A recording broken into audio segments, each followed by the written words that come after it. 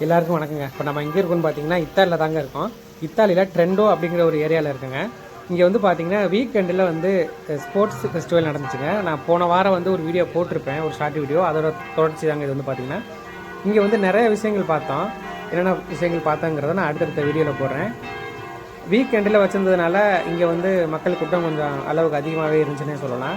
அதாவது வீக்கெண்டில் என்ஜாய் பண்ணுறதுக்கு யூரோப்பியன்ஸ் மாதிரி யாருனாலையுமே முடியாது.